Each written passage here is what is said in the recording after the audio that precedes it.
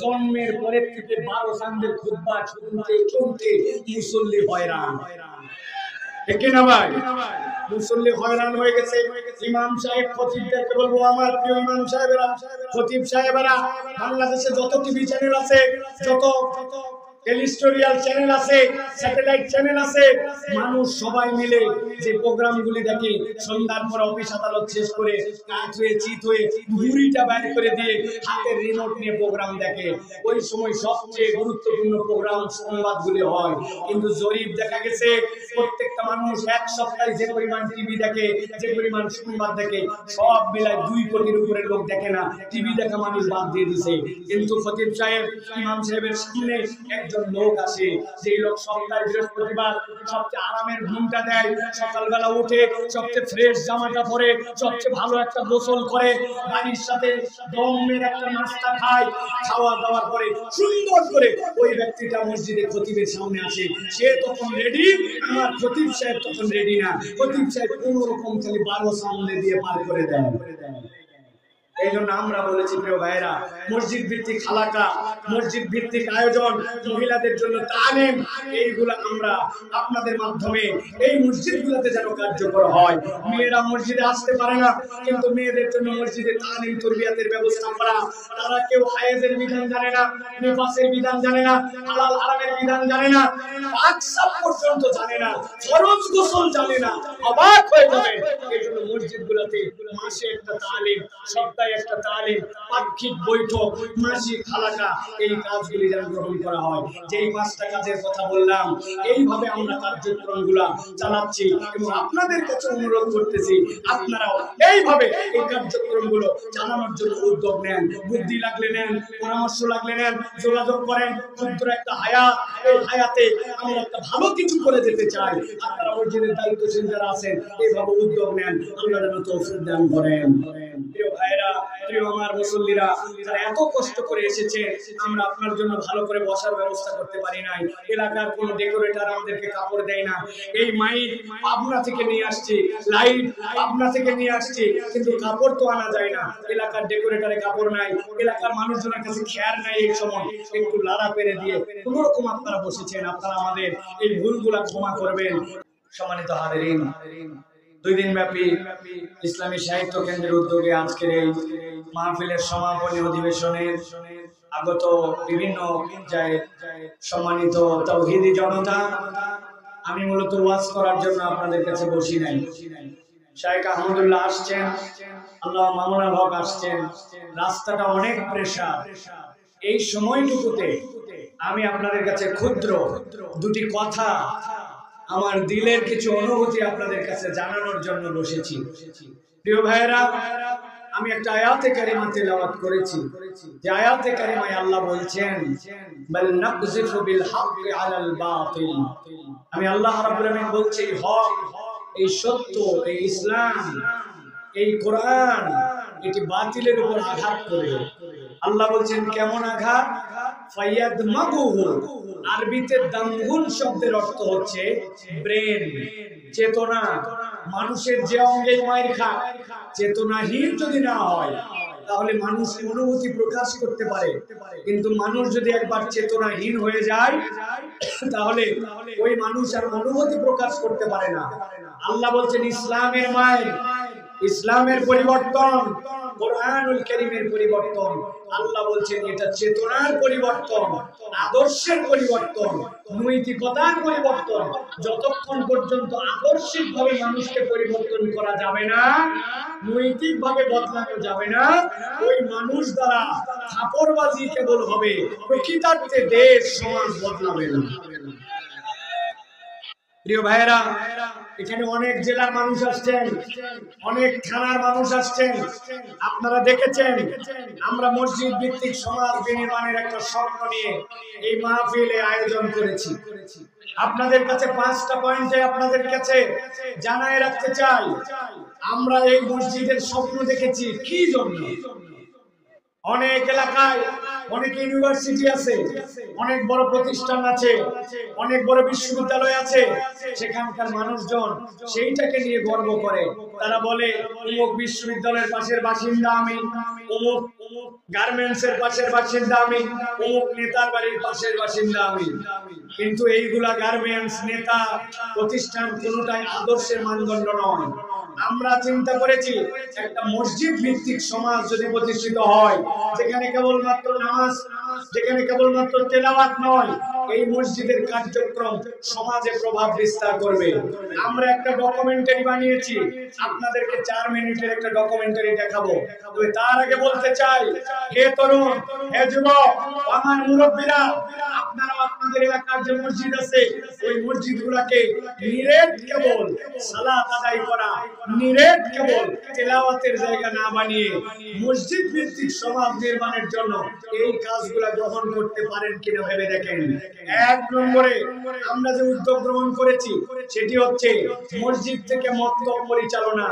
আপনার আমার বাচ্চারা যদি মক্তবমুখী হয়, কোরআনমুখী হয়, ছোটবেলা থেকে তাদের দিলের মধ্যে যদি কোরআন ঢোকে, তাহলে ওই বাচ্চা বড় হওয়ার পরে যেদিকেই যাক এই কোরআনের নূর তাদের দিলকে বিকশিত করবে। আমরা আপাতত 13টা মক্তব চালাচ্ছি।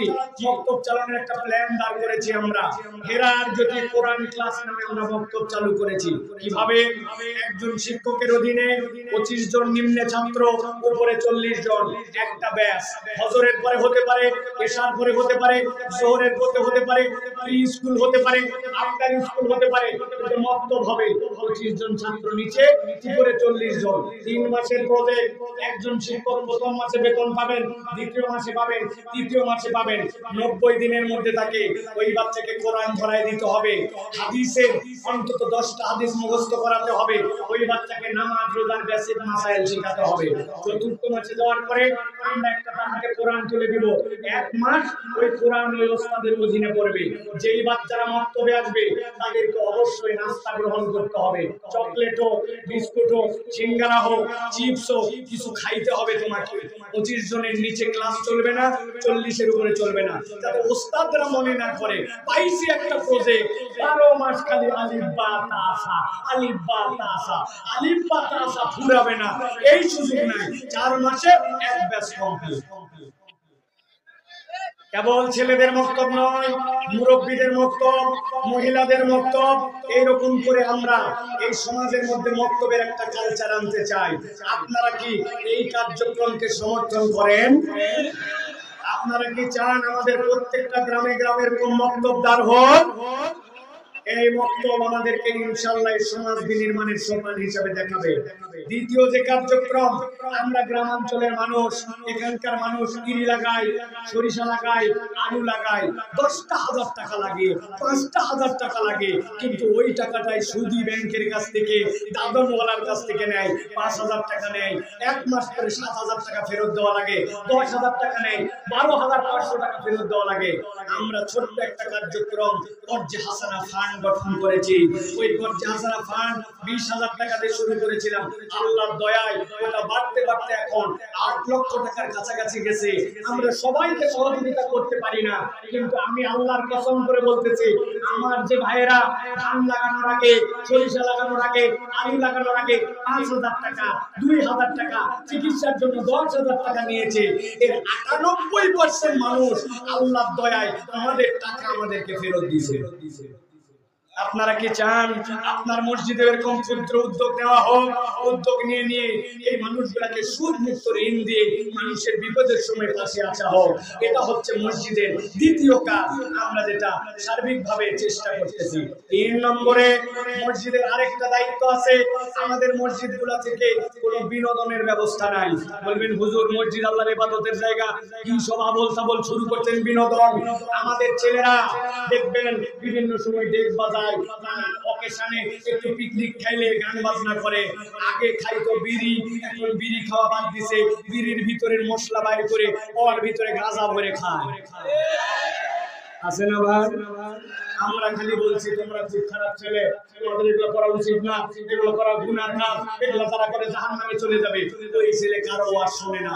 আমরা ওয়াজের মধ্যে নাই, আমরা ওয়াজ করতেছি তবে তারবিয়াতের সাথে। ওই ছেলেগুলোকে নিয়ে ঈদের পরে তাদের সুস্থ সাংস্কৃতিক চর্চার ব্যবস্থা করেছি। সাঁতার কাটো, তোমরা স্লো সাইকেল রেসিং করো, নিজের বেলুন রেখে অন্যের বেলুন ফাটাও। 60 বছরের মুরব্বী দৌড় দেয় না, ওনার জন্য দৌড় প্রতিযোগিতা, হাড়ি ভাঙ্গার প্রতিযোগিতা, বাচ্চা কাচ্চার জন্য বস্তা দৌড়, ব্যাগ দৌড়, নানান ধরনের খেলাধুলা। এমনকি আমরা একবার বড় বড় হাঁস পুকুরের মধ্যে ছেড়ে দিয়ে যে হাঁস ধরতে পারবে তাকে আমরা পুরস্কার দিব। এরকম অনেক ধরনের এই সকল কার্যক্রমের সাথে, সাংস্কৃতিক কার্যক্রমের সাথে জড়িত করে তরুণরা যেন অলস বিনোদনে না যায়, তারা যেন ভালো কাজের সাথে জড়িত হয়। এমনকি বৈধ তরফ না করে ফুটবল খেলার পর্যন্ত অ্যারেঞ্জ করা হয়েছে। আসরের পরে ফুটবল খেলো, শরীর চর্চা করো, মাগরিবের নামাজ মসজিদে চলে যাও।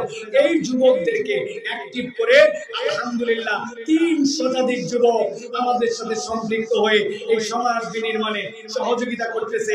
মাদক গ্রহণ করবে না এই শপথ নিয়েছে।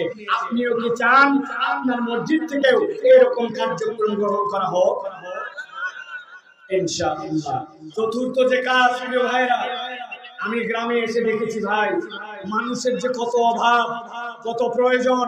ছোট্ট ছোট্ট বাচ্চা, এই তুমি স্কুলে যাও, বলে না আব্বা আমাকে মুরইলে আদমদিঘিতে দুধ চেঁচিয়ে আছে, চায়ের দোকানে দিছে, কয় টাকা পাস?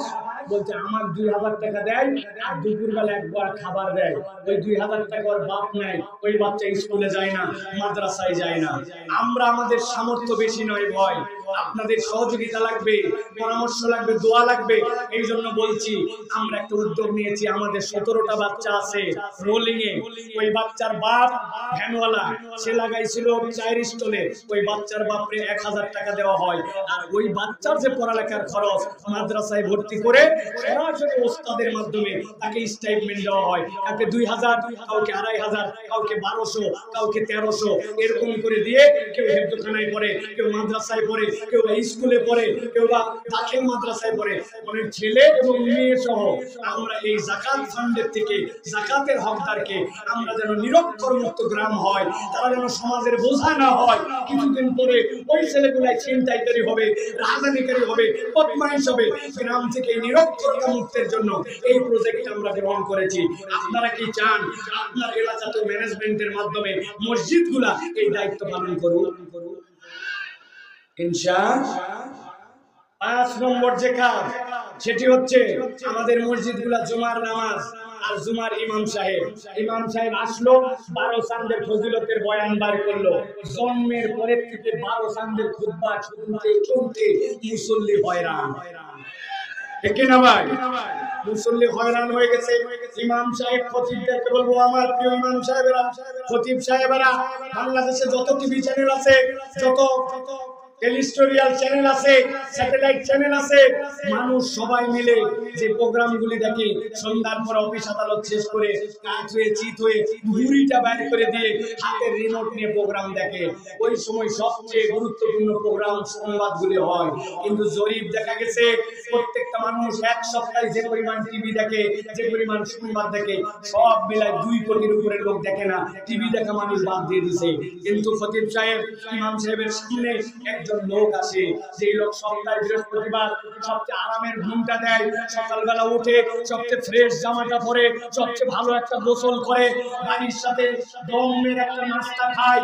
খাওয়া দাওয়ার পরে সুন্দর করে ওই ব্যক্তিটা মসজিদে খতিবের সামনে আসে। সে তখন রেডি, আমার খতিব সাহেব তখন রেডি না। খতিব সাহেব কোনো রকম খালি 12 সামনে দিয়ে পার করে দেয়। এই জন্য আমরা বলেছি, প্রিয় ভাইরা, মসজিদ ভিত্তিক হালাকা, মসজিদ ভিত্তিক আয়োজন, মহিলাদের জন্য তালিম, এইগুলা আমরা আপনাদের মাধ্যমে এই মসজিদগুলোতে যেন কার্যকর হয়। মেয়েরা মসজিদে আসতে পারে না, কিন্তু মেয়েদের জন্য মসজিদে তালিম তরবিয়াতের ব্যবস্থা করা। তারা কেউ হায়েজের বিধান জানে না, নিফাসের বিধান জানে না, হালাল হারামের বিধান জানে না, পাকসাপ পর্যন্ত জানে না, ফরজ গোসল জানে না, অবাক হয়ে যাবে। এই জন্য মসজিদগুলোতে মাসে একটা তালিম, সপ্তাহে একটা তালিম, পাক্ষিক বৈঠক, মাসিক হালাকা, এই কাজগুলি যেন গ্রহণ করা হয়। যেই 5টা কাজের কথা বললাম, এইভাবে আমরা কার্যক্রমগুলো চালাচ্ছি এবং আপনাদের কাছে অনুরোধ করতেছি আপনারাও এইভাবে এই কার্যক্রমগুলো চালানোর জন্য উদ্যোগ নেন। বুদ্ধি লাগলে নেন, পরামর্শ লাগলে নেন, যোগাযোগ করেন। ক্ষুদ্র একটা হায়াত, এই হায়াতে আমরা একটা ভালো কিছু করে যেতে চাই। আপনারা মসজিদের দায়িত্বশীল যারা আছেন এইভাবে উদ্যোগ নেন, আল্লাহ যেন তৌফিক দান করেন। প্রিয় ভাইরা, প্রিয় আমার মুসল্লিরা, যারা এত কষ্ট করে এসেছে, আমরা আপনার জন্য ভালো করে বসার ব্যবস্থা করতে পারি নাই। এলাকার কোনো ডেকোরেটর আমাদেরকে কাপড় দেয় না। এই মাইক পাবনা থেকে নিয়ে আসছি, লাইট পাবনা থেকে নিয়ে আসছি, কিন্তু কাপড় তো আনা যায় না। এলাকার ডেকোরেটরে কাপড় নাই, এলাকার মানুষজনের কাছে খেয়ার নাই। এই সময় একটু লাড়া পেরে দিয়ে কোনোরকম আপনারা বসেছেন। আপনারা আমাদের এই ভুলগুলা ক্ষমা করবেন, আপনাদের ভালোবাসা অব্যাহত রাখবেন। আপনারা আসবেন, আমাদেরকে বুদ্ধি দিবেন, পরামর্শ দিবেন। এই গ্রামের কারোর সাথে আমাদের কোনো দূরত্ব নাই। আমরা কখনো ক্ষমতার চর্চা করি নাই, পাওয়ার দেখাই নাই, দেখাবো না কোনোদিন। কোনো রাজনৈতিক অভিলাষ আমাদের মধ্যে নাই। সকলে মিলে একটা আদর্শ গ্রাম, আদর্শ এলাকা, একটা আদর্শ জন্মভূমি অঞ্চল তৈরি করতে চাই। এই কাজগুলোর সাথে আপনাদের নৈতিক সমর্থন চাই। রাজি আছেন আপনারা? ইনশাআল্লাহ, ইনশাআল্লাহ। লিল্লাহি তাকবীর, লিল্লাহি তাকবীর। শেখ আহমদুল্লাহর আগমন।